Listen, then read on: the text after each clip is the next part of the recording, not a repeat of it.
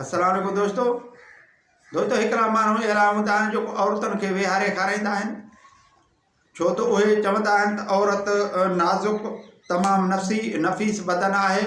उन औरत सिर्फ़ु घर ताईं महदूद रहे, उन खे हर शइ असां घर में मुयसरु करे ॾींदासीं।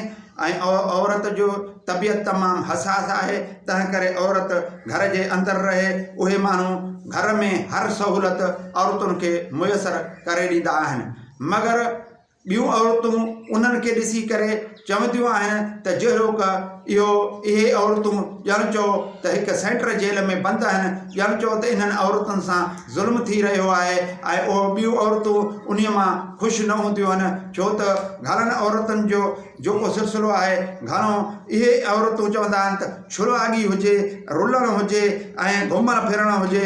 तंहिं करे इहे जेके मर्द आहिनि उहे उन्हनि औरतुनि सां ॼण चओ ज़्यादती कनि था ऐं उन्हनि खे उन्हनि जा हक़ गज़ब कनि था। हक़ीक़त में जेकॾहिं ॾिठो वञे त माना औरत खे इहे जेके के माण्हू घर में हर शइ मुयसरु कनि था त इहे ख़राज तहसीन जे मुस्तहक़ आहिनि, छो त औरत खे हर शइ घर में ॾियणु अञा वधीक बहितरी आहे।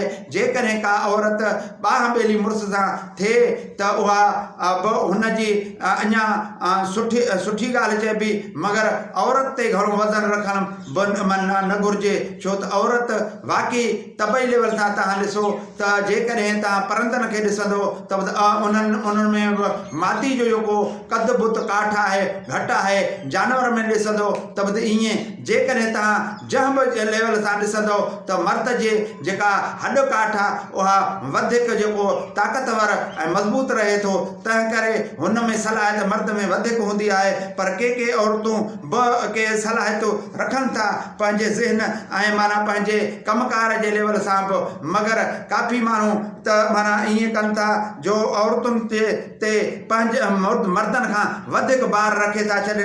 जेके के औरतूं वीचारियूं तमामु वक़्त खां अॻु में कुरारियूं थी वञनि थियूं ऐं पोली थी वञनि थियूं, ऐं उहे माना सिर्फ़ु उन्हनि जी माना जेका उमिरि आहे उहा घटि रहे थी, इन करे जो हू जल्दी कुरारियूं थी थियूं वञनि ऐं उन्हनि ते वॾा वज़न उन्हनि खे घर हलाइणु, ज़मीन में पोखी राही जो कमु करणु ऐं माना पंहिंजो ज़िम्मेवारियूं वॾियूं विधियूं थियूं वञनि। जे ईअं न करणु घुरिजे।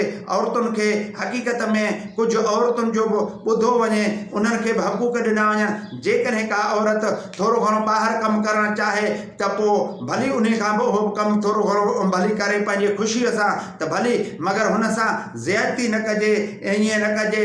बाक़ी के औरतूं बि ईअं आहिनि जेको ख़ासि करे उहे माना जीअं ॿार माना रोलण में ख़ुशि, के औरतूं रॻी रोलाक हूंदियूं आहिनि जेके रुलंदियूं वतियूं आहिनि। हर हुन घर में हर बाज़ार ॾे हर होॾे हरू भरू रुलणु, उहो बि शरई हदनि खां ॿाहिरि आहे, छो त औरतुनि खे एतिरो रुलणु बि न घुरिजे। छो त माना क़ुर शरीफ़ में आयतूं आहिनि, जेकॾहिं औरत सींगार करे सो बि पंहिंजे मुड़ुस लाइ करे त उहो सवाब में शुमारु थींदो, लेकिन जेकॾहिं उहा औरत ॿिए कंहिंजे लाइ ॾिखा ख़ातिर सींगार कंदो त गुनाह में शुमारु थींदो। महिरबानी। अस्सलाम वालेकुम।